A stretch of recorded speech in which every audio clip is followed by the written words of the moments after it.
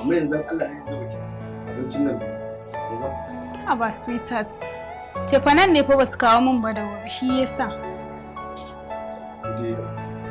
Gasi ne ba. Allah ya baka haƙuri yanzu nan Allah ya so yadda za a. Kawai dai ku wallahi ba kwasa. Gasi ne ba ba da ya kamata ce a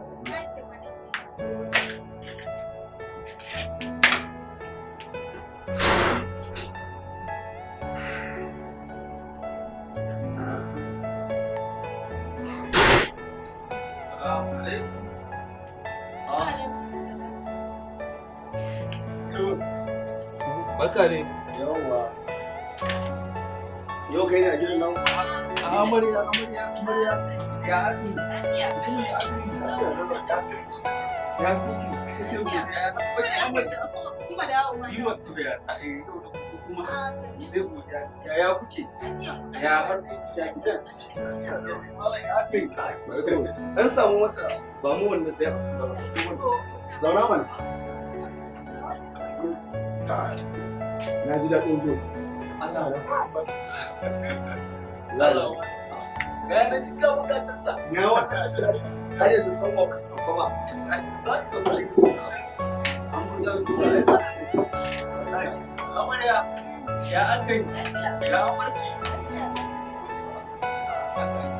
Ba ƙara gaisa. Alayya. Ya fama kuma daga sami kasu da ya Ashe gaskiya kun yi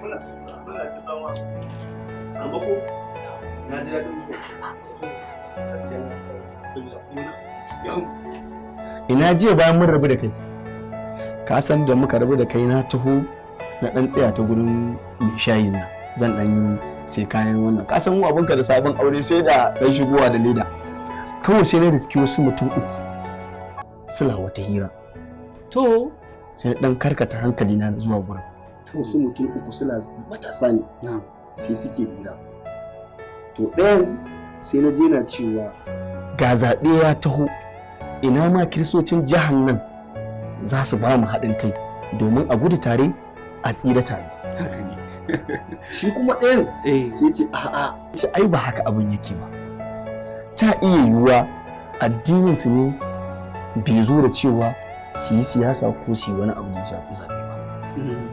Shi kuma na uku sai ce haba ai ba haka magana take ba. Idan ba ku manta ba duk lokacin da aka tashi harkan zaɓe za ka ga ɗan takara yakan iya zuwa ya tattaro ya yi zama da su akan yi kawo bukatunsa a matsayin shi ne mai neman mulki. To su kuma ka san su kiristoci mutane ne masu haƙida wanda idan sun ce za su yi gaskiya ne wannan magana in sun ce ba za su yi ba ba za su yi ba ƙwarai kuwa shi yasa suka zara hannunsu ba abin da ya shafe su da harkar zaɓe to amma yanzu abin da yake damuna guda hudu ne shin wai menene zaɓe hanya ce ta samar da shugabanci in ka ce menene zaɓe hanya ce ta samar da shugabanci wane ne shugaba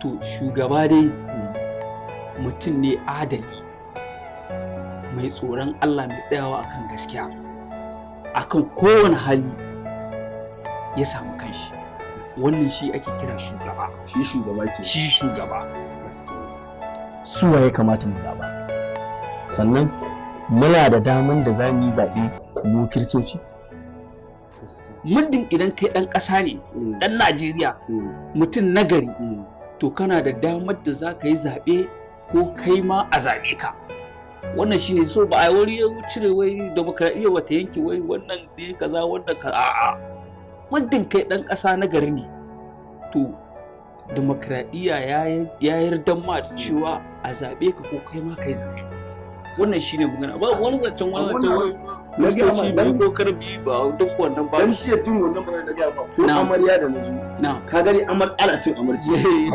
ai kina jin wannan dai magana da ga maka ita ce gaskiya mu ma muna da damar da zabi wannan harkar muna da dama mu fito mu yi zaɓe mu fito mu zaɓe da ba yanzu ba kana ji ana magana cewa kowa su je ka taɓa jin an ce wannan addinin su je su yi wannan addinin ka su je su yi rajistar zaɓe ko ce aka kowa ya fito ya je in har dai ka kai shekaru da ya kamata ka yi zaɓe an ce ka je ka yi rajista saboda ka samu ka yi zaɓe so ai ba a ware ma tun anan ma za ka ga ai ba a ware ba to mu ma addinin mu bai yarda mana cewa wai a su hada ne a'a ba a yarda mana ba addini ya yarda kowa ya fito ya zaɓe demokradiyya ma ya yarda kowa ya fito ya zaɓe hai ka ji magana ta masu hankali sai yasa na ce ai babu wanda zan tunkara da maganar nan sai kai ka ga zuwan ka ai ya mun amfani na gode yanzu daga nan na kai kenan daga nan gidan su son gidan to da Allah a kare shi ba da kai shi ba da samu abun ko bai yi ka san abun da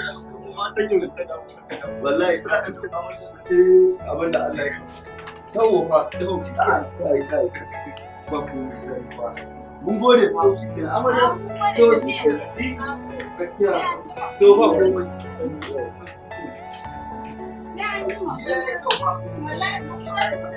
Allah abin da sauri da